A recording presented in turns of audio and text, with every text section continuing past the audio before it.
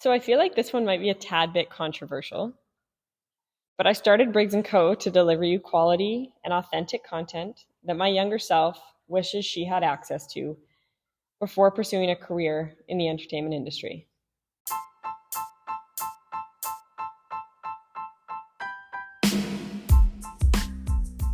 Hey, it's Briggs. Welcome to Briggs Co.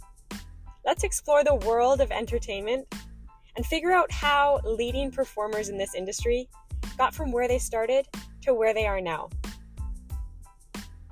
Let's leave average for Joe.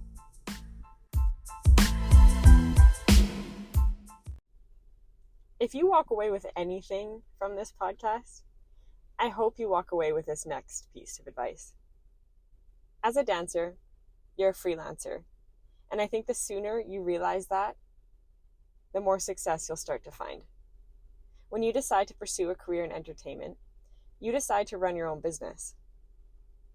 99% of the jobs are contract-based. After graduating high school, I was so overwhelmed at the thought of pursuing a career as a professional dancer. I was competing at the highest level around the world for 15 years of my life, and 12 months out of the year, my schedule was set. I trained over 30 hours a week, performed in over 12 pieces, signed up for every convention known to mankind. But 2017 comes around and I graduate high school. All of a sudden, my studio dancer identity is gone. I lost a sense of community, and I know so many dancers I grew up with did as well. I leaned on social media, went to more master classes, signed up for auditions wherever I could. I went to 3 Royal Caribbean auditions the year after I graduated and made it to the end with each one. I was told the company would be in touch, so naturally my hopes were high. While waiting for the company to get in touch, I decided to go to uni and teach at local studios. Honestly though, I was buzzing because I thought my future was set, that this situation was just temporary, and that my dream of traveling the world and dancing was about to play out. 6 months went by, and nothing. It eventually took them 5 years to get in touch, and at that point I had already fulfilled my dream of working on cruise ships and was now training to be a director. The moral of the story: please do not leave your future in the hands of someone else. You are running your own company, your own business. You're now a freelancer. You have to keep moving, keep creating opportunities, build quality relationships, attend workshops, and expand your service offerings, if you will. You're a freelancer. At any given moment, you can pivot. You can rebrand. You can rewrite the path that you want to take. Right, listen. It's going to take a whole lot of time for you to get your footing and narrow in on your unique qualities as a performer. But you have to be patient, and you must stick with it. Most people will back out. That first 2 to 3 years post-graduation, it's tough. Some of the hardest years your career will experience. Most people do back out. But if you believe in yourself, do your future self a favor and ride it out.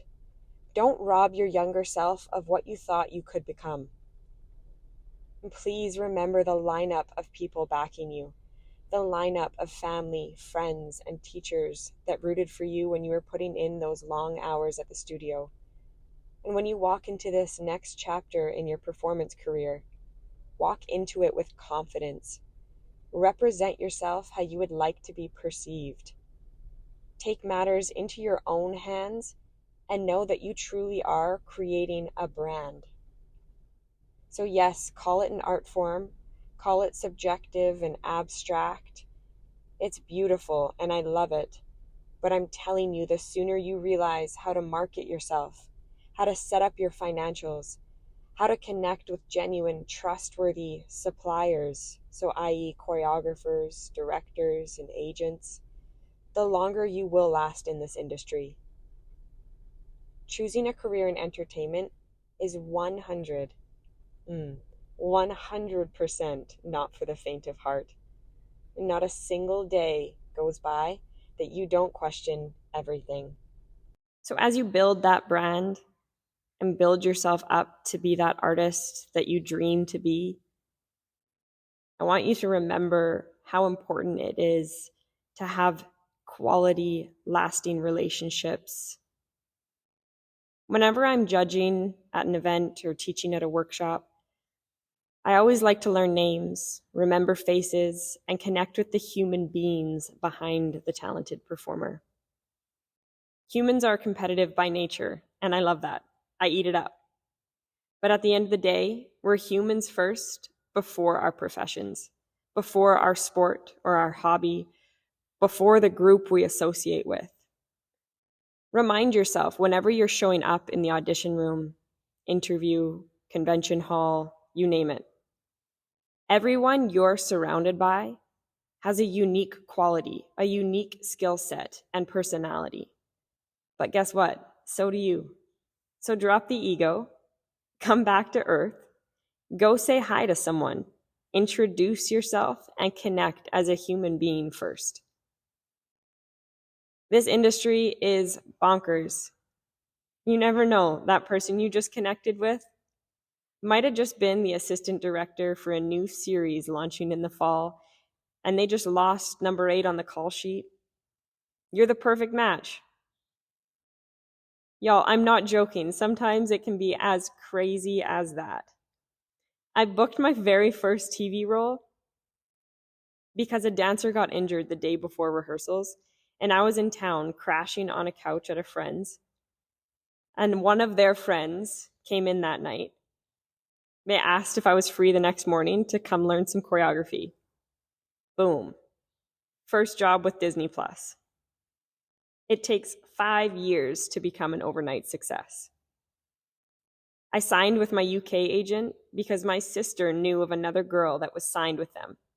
I called her up, sent off my resume and demo, followed up with the agency. I followed up with the agency because that is the freelancer that I am. And I signed with the UK agent the following week. It takes 5 years to become an overnight success. I worked for free assisting a CFL dance team because I wanted the experience of working with a high-level group of athletes and choreographers. I flew myself to the city every couple of weeks, paid for all the expenses, crashed on the couches, spent a day with the team, and then flew back home. Rinse and repeat for 6 months. It takes 5 years to become an overnight success. As an actress, I've submitted over 85 self-tapes, landed 2 roles. 2 roles that caught the bottom left corner of my chin, and my one line was cut from the scene.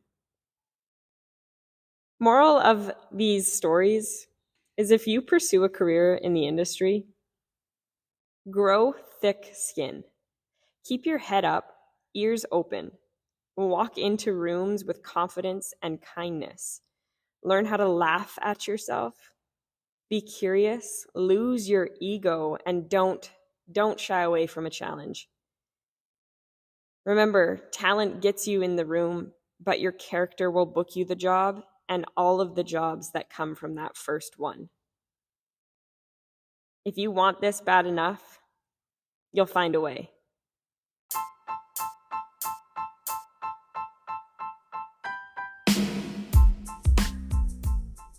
No matter where you are in your career, Briggs Co is here to help guide you and provide you with quality insights, to help clarify the path forward for you, because I know firsthand that journeying through this industry is hard, it's complicated, and also blurry.